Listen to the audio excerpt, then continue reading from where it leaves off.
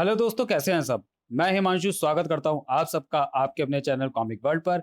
तो चलिए दोस्तों, शुरू करते हैं राज कॉमिक्स में नागराज सीरीज का अगला कॉमिक विशेषांक, आदम का दूसरा भाग। बच्चे को मलबे में गिरते देखा था पर बाहर आते नहीं देखा, और वह औरत भी इधर नहीं आई। आश्चर्य है, एक छोटा सा लड़का सिर्फ एक घूसे से भला मुझे बेहोश कैसे कर सकता है, चाहे कुछ ही पलों के लिए सही। और उन्हीं कुछ पलों में नगीना और वह लड़का गायब कैसे हो सकते हैं, यह रहस्य जानने के लिए और नगीना के विषय में जानकारी देने के लिए मुझे महात्मा कालदूत से मिलना होगा। नगीना को तो बाद में भी ढूंढ ही निकालूंगा।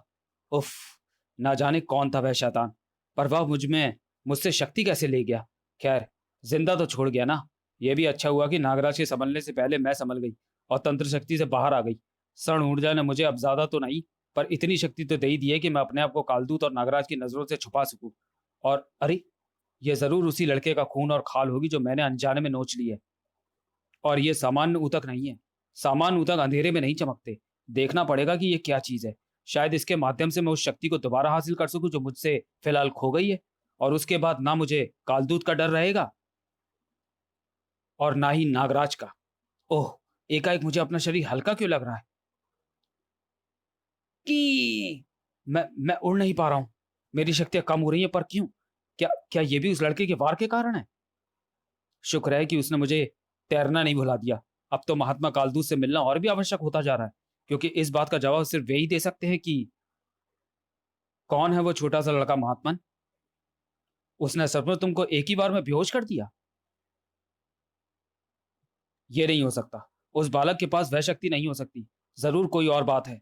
आप एकाएक इतने परेशान क्यों हो गए महात्मन? मैंने आपसे पहले आपको इतना अधिक चिंतित कभी नहीं देखा। सही समझे नागराज। नगीना जैसे खतरे से तो हम लोग कई बार टकरा चुके हैं और कई बार नेस्तो नाबूद भी कर चुके हैं। पर जो शक्ति तुमको एक बार से मूर्छित कर सके, उसको रोकना जरा मुश्किल हो सकता है। हमें उस लड़के को और नुकसान पहुंचाने से पहले ही ढूंढना होगा। भगवान न करे कि ये वह निकले जिसकी मुझे आशंका हो रही है। किसकी महात्मन? बताऊंगा। फिलहाल तो तुम मुझे सिर्फ उसकी आखिरी ज्ञात स्थिति बताओ। मैं ध्यान के जरिए उसे ढूंढता हूँ। और सुनो, जब तक मैं ना कहूं तब तक अगर तुम्हारा उस लड़के से सामना हो तो कोशिश करना कि कोई टकराव ना हो। तब तक, जब तक मैं इस मामले को स्पष्ट ना कर लूं। कालदूत की तलाशी अभी शुरू हुई थी, पर किसी और की तलाश समाप्ति का रुख कर रही थी। राजस्थान के एक सुदूर रेतीले इलाके में। ई जिसने भी हमको खबर दी थी एकदम सही दी थी। ये तो सचमुच में एक बिल्कुल नई प्रजाति का डायनासोर है। ड्रैगन साइज का डायनासोर। Congratulation madam. तन्वी पर खबर देने वाले ने मैसेज, हाँ मुझे याद है, साथ में एक लाइन और भेजी थी कि ये खोज डायनासोर से भी बड़ी होगी। पर हमें तो डायनासोर ही मिला है। मतलब समझो जॉन, यही है वह बड़ी खोज। आराम से एक एक हड्डी निकालना। यह हड्डियां एकदम मुरमुरी होंगी। फोटोग्राफ्स ले लिए ना? शाम ढलते ढलते यह स्पष्ट हो गया था कि इसके दांत बता रहे हैं कि ये डायनासोर मांसाहारी होगा, और शायद शाकाहारी भी, क्योंकि इसके मोलर भी हैं चबाने वाले दांत। इसलिए इसका नाम हम ओमनीसोरस रखेंगे। सब कुछ खाने वाला ओमनीसोरस। काम खत्म होते होते काम शुरू हो गया था। मैडम, मैडम तन्वी, क्या हुआ? ऐसे क्यों चिल्ला रहे हो जैसे जिंदा डायनासोर मिल गया हो? देखिए, हमको डायनासोर की हड्डियों के नीचे क्या मिला है। ये हड्डियों के नीचे था। इम्पॉसिबल। अगर ये डायनासोर की हड्डियों के नीचे था तो इसका सीधा सा मतलब यह है कि लगभग 18 इंचों के पैरों के निशान इंसान जैसी किसी ऐसी प्रजाति के हैं जो या तो डायनासोरों के साथ रहता था या उससे भी पहले मौजूद था। Impossible madam. हम 10 करोड़ साल पहले की बात कर रहे हैं। आज तक ऐसे प्रमाण कहीं से नहीं मिले। यह निशान जरूर जाली हैं, फेक, या फिर ये किसी और अज्ञात प्राणी के पैरों के निशान है। अज्ञात, गुड नेम, अननोन मैन। और वह प्राणी इंसान जैसा क्यों नहीं हो सकता मिस्टर जॉन? और वह उस युग के प्राणियों की तरह विशालकाय क्यों नहीं? ओ एक्सक्यूज मी, मैसेज आया, शायद जरूरी हो। Congratulations, now follow the trail of walking feet, a shock awaits to unearthed. बधाई, पैरों के निशान का पीछा करो, एक आश्चर्य प्रकट होने का इंतजार कर रहा है। यह मैसेज किसका हो सकता है? अभी अभी तो खुद हमको इस चीज का पता चला और मैंने किसी को इन्फॉर्म नहीं किया है। आप लोगों में से किसी ने किया है? No madam. किसी को पहले से इसका पता है, यानी ये पक्का फेक है मैडम। फेक हुआ तो कार्बन डेटिंग से पता चल जाएगा, पर मुझे ये जाली नहीं लगता। जो मजदूर छुट्टी पर गए उनको वापस बुलाओ तुरंत। हमको पैरों के निशान की दिशा में खुदाई करनी है। रेतीली जमीन को खोदने में ज्यादा वक्त नहीं लगेगा। एक रहस्य वहां पर था, तो दूसरा यहाँ पर मैं यहाँ से जाना नहीं चाहता। यहाँ पर हर कोने में आपकी यादें बसी हैं। अगर तू यहाँ से नहीं गया तो हमारी सिर्फ यादें ही बचेंगी। तूने मुझे बचाने के लिए जो प्रयास किया है उसके कारण तू नागराज और नाग शक्ति की नजर में आ चुका है। वे हमको ढूंढने के लिए निकल चुके होंगे, और मैं नहीं चाहता कि अभी तेरा और उनका सामना हो। हम कई पीढ़ियों से अपनी शक्ति को तिल तिल करके बढ़ाकर यहाँ तक लाए हैं। तेरी पीढ़ी हमारी शक्ति की संपूर्णता प्राप्त कर लेगी, और उसमें कुछ ही वर्षों का समय बचा है। यह समझदारी दिखाने का वक्त है, बहादुरी दिखाने का नहीं। यहाँ से कुछ भी ले जाने की जरूरत नहीं है। तुझे वैसा ही करना है जैसा मैंने समझाया है। जल्दी कर, मैं ज्यादा देर तक यहाँ रुक नहीं पाऊंगा। नफरत है मुझे उन लोगों से जिनके कारण मुझे खुद अपनी यादों को मिटाना पड़ा। एक ना एक दिन मैं इसका जवाब जरूर दूंगा, लेकिन उससे पहले तुझे पर्वत की गुफाओं की शरण लेनी होगी, ध्यान लगाना होगा और शक्ति को अपने शरीर में पुष्ट करना होगा। अब मुझे जाना होगा। तू कंदरा की शरण में जा। जब तक मुझे समुचित उत्तर नहीं मिल जाते, तब तक तुमको कंदरा तो क्या चिता भी शरण नहीं दे सकती। तू तू जा, यहां से जा। मैं इसको रोकता हूं, तू जा। अविश्वसनीय। हम अपनी आंखों से देख रहे हैं, परंतु हमको विश्वास नहीं हो रहा है। इतना लंबा सफर सिर्फ तुम्हारे जैसी शक्ति ही तय कर सकती है, या तुम्हारे जैसा कालदूत। उम्मीद है कि हमारी दुश्मनी ये सफर तय नहीं कर पाई है। यह निर्णय मैं उस बच्चे की जांच के पश्चात ही करूंगा। उस तक तुम कभी नहीं पहुंच पाओगे कालदूत, क्योंकि अगर तुम्हारी ऐसी इच्छा है तो फिर तुम यहां से मेरे साथ ही जाओगे। समझ गया। यानी तू मर गया पर हमारी दुश्मनी जिंदा है। अभी कुछ पलों में तेरे और मेरे साथ हमारी दुश्मनी भी खत्म हो जाएगी। अद्भुत शक्ति थी वह। कालदूत को टक्कर देने वाली शक्ति मामूली हो भी नहीं सकती थी। तुम्हारे इरादों की भनक तो मुझे वह नागिन दे ही चुकी है जिसने मुझे कैद करने की चेष्टा की थी। यह नगीना की बात कर रहा है, पर मैं ये क्या कर रहा हूं? यह सिर्फ एक शक्ति है, अशारीरिक शक्ति। मुझे इसके पुत्र के पीछे जाना चाहिए, वहीं पर मेरे शंकाओं का समाधान हो सकेगा। परंतु इसकी शक्ति मुझे उस तरफ जाने ही नहीं दे रही। इस पर शारीरिक शक्ति और अस्त्र शस्त्र के वार असरकारक सिद्ध नहीं होंगे। जरूर नगीना ने भी तंत्र शक्ति की मदद से इस आत्मा को कैद किया होगा, वरना तो इससे जीत पाना असंभव है। मेरा काम हो चुका है कालदूत। अब परमात्मा की शक्ति मुझे बुला रही है, और उसकी शक्ति के आगे कोई शक्ति काम नहीं करती। मैं चला। उफ। अंतिम संस्कार के बाद आत्मा को ज्यादा देर तक रोक कर रख पाना संभव नहीं है, और अब उस बालक को भी जांच पाना संभव नहीं लगता, क्योंकि वह हमारी दिव्य दृष्टि से भी नजर नहीं आ रहा है। पर हम प्रयास को रोक नहीं सकते, वरना महाविनाश की आशंका बनी रहेगी। सही कहा। इन पहाड़ियों में मौजूद सभी सर्पों को सतर्क कर दो। तलाश करो उस बालक को। तलाश तब तक जारी रहनी चाहिए जब तक वह मिल ना जाए। तू अगर सचमुच खतरा है कालदूत, तो तुझे मरना ही होगा। यह कैसा चमत्कार है! मैं ब्रह्मांड के दूसरे छोर तक के संकेतों को पकड़ सकता हूं, पर उस बालक का कोई चिन्ह मुझे नहीं मिल रहा है। कालदूत अपनी खोज में इतने मग्न थे कि उनको यह आभास ही नहीं था। महात्मन, बचिए, कहां ध्यान है आपका? नागराज, तुम यहां? आज तो तुमने सचमुच मुझे घायल होने से बचा लिया। यह जरूर उसी का काम होगा। किसका महात्मन? उसी का। पर तुम एकाएक यहां पर कैसे? यहां पर कुछ मेरे सर भी मौजूद हैं, उनको भी आपका मानसिक संकेत मिला था। मैं यही जानने के लिए यहां पर चला आया कि आपके यहां पर आने का कारण क्या है। कारण वही है जिससे मैंने तुमको दूर रहने की सलाह दी थी, और जिसके कारण मुझे अपने अंत का सामना करने का सफर बीच में छोड़कर यहां आना पड़ा।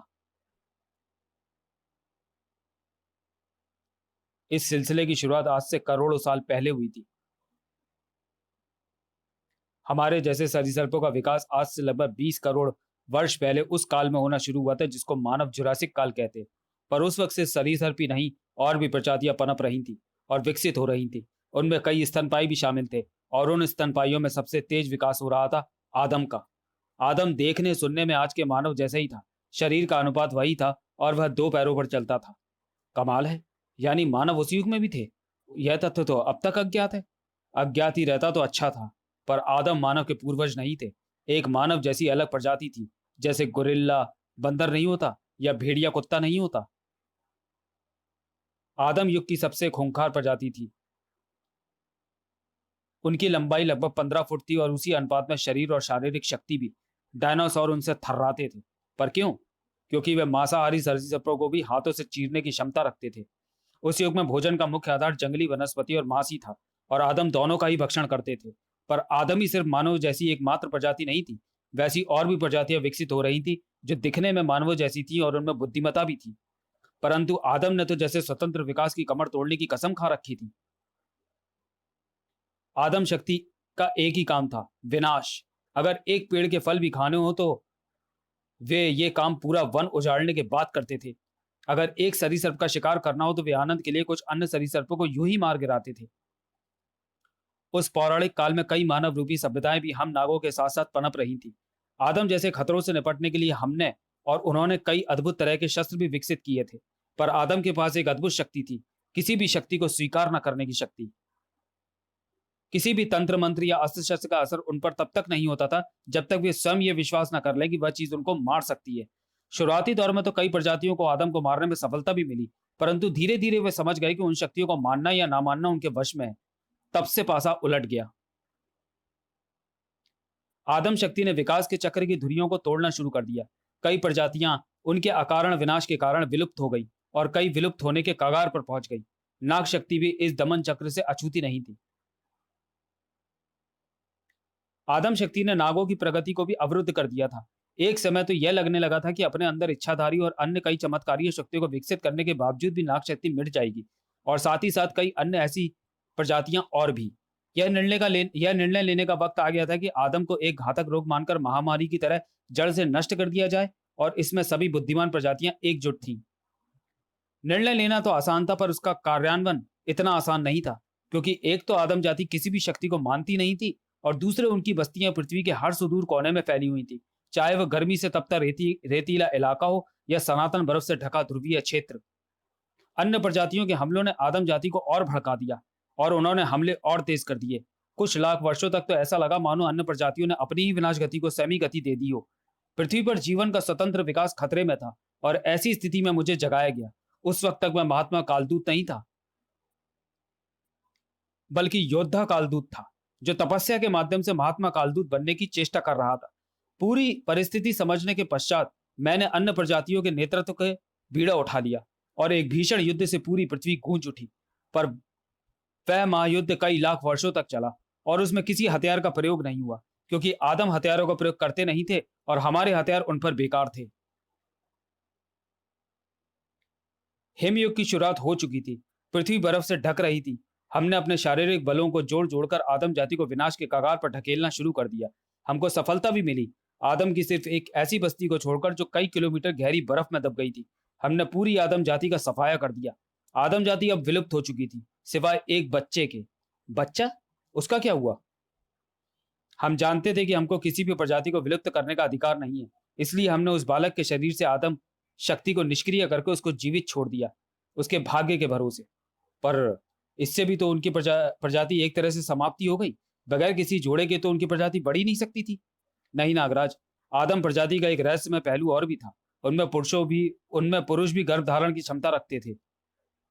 परिस्थितियां बताती हैं कि इतने वर्षों में उन्होंने पीढ़ी दर पीढ़ी अपनी शक्तियों को बढ़ाते हुए लगभग उसी स्तर को हासिल कर लिया है जिस स्तर पर वे पहले कभी थे। यानी आपके अनुसार आदम शक्ति अभी तक जीवित है और हर जीवित प्राणी के लिए खतरा है। हाँ, परंतु यह भी तो हो सकता है कि इतने वर्षों में उनकी विनाशक प्रवृत्तियां खत्म हो गई हों और अब उनकी शक्ति का किसी अच्छे कार्य के लिए प्रयोग में लाया जा सके। यह तो सिर्फ तभी पता चल सकता है जब हम या तो उस बालक तक पहुंचे, और या फिर किसी दूसरे आदम तक, जो मिलना अब असंभव है। वाओ! ये तो डार्विन की थ्योरी को भी पलट कर रख देगा। क्या ख्याल है, कितना पुराना होगा ये? कंडीशन देखकर तो लगता है जैसे कल ही जमीन में घुसकर लेटा हो, पर मेरे ख्याल से ये 10,000 साल से ज्यादा पुराना है। मैं फटाफट air tight refrigerated glass box मंगवाता हूँ। मानव इतिहास की सबसे बड़ी खोज इतना तो डिजर्व करती ही है। आखिर ये पूरी दुनिया की निगाहों का केंद्र बिंदु बनने वाला है। आपकी एजेंसी को इसकी सुरक्षा करनी है। इसको अंतरराष्ट्रीय धरोहर घोषित किया जा चुका है। वाओ! ये असली है?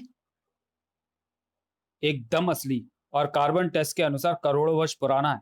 इतना पुराना जीवाश्म इतनी अच्छी हालत में कैसे हो सकता है? हमने इसके बॉडी सेल्स को चेक किया है। इनके अंदर प्लास्टिक जैसे कार्बन कंपाउंड्स की श्रृंखला है जो आसानी से गलते नहीं है। करोड़ों साल पुराना इंसान जैसा विशालकाय प्राणी, यह जरूर आदम ही होगा। क्या संयोग है! चक्कर खा गए ना मिस्टर शाह? इसको देखकर मेरी जबान भी तालू से चिपक गई थी। नहीं मैडम, दरअसल मैं इसकी सुरक्षा के बारे में सोच रहा था। हमारी एजेंसी इतनी काबिल नहीं। हम आपसे क्षमा चाहते हैं मिस्टर शाह। आपकी एजेंसी की सिक्योरिटी रेटिंग दुनिया में 5वें नंबर पर है और हिंदुस्तान में पहले नंबर पर। यह प्रधानमंत्री का आदेश भी है और रिक्वेस्ट भी। इसकी सिक्योरिटी का जिम्मा आपको लेना ही पड़ेगा। ठीक है, प्रधानमंत्री के आदेश का सम्मान तो करना ही होगा। वैसे मना करने का कोई ठोस कारण भी नहीं है। एक अवशेष की सुरक्षा करने से भला क्यों कतराना? अब ऐसा तो नहीं कि करोड़ों वर्षों के बाद आदम जिंदा हो उठेगा।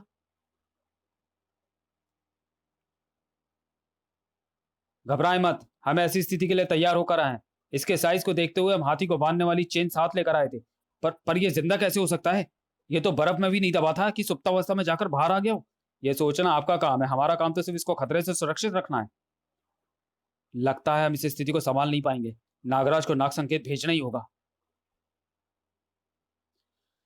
तो चलिए दोस्तों, वीडियो को यहीं समाप्त करते हैं और मिलते हैं नागराज के कॉमिक विशेषांक आदम के तीसरे भाग में अगले वीडियो में। तब तक के लिए धन्यवाद।